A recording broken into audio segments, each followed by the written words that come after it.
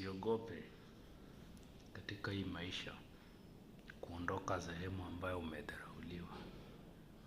Sababu gani?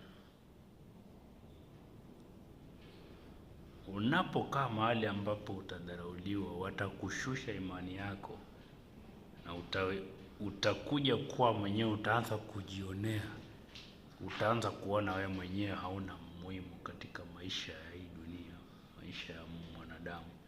Kwa hivyo kile unachokifanya, ukiona umedharauliwa, ondoka mahali sehemu hile, nenda sehemu ambayo utapewa, hautadharauliwa.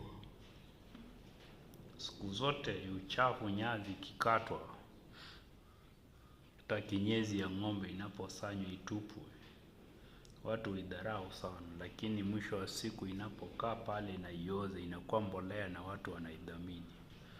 Leo hii wewe umedharauliwa, uko kama kinyezi ya ng'ombe ama takataka, nyazi yote imekatwa.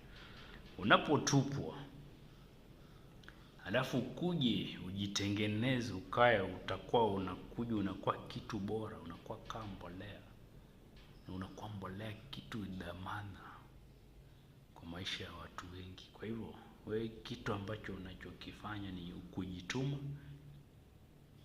Dunia hii jitume tu, amini Mungu akusaidie, akuwezeshe, akupe hekima, akuonyeshe njia ambayo ni sahihi, ambayo itakupa mafanikio, itakufanya dharau zote zifanye nini, ziishe, na uonekane mtu bora katika watu, katika macho za watu.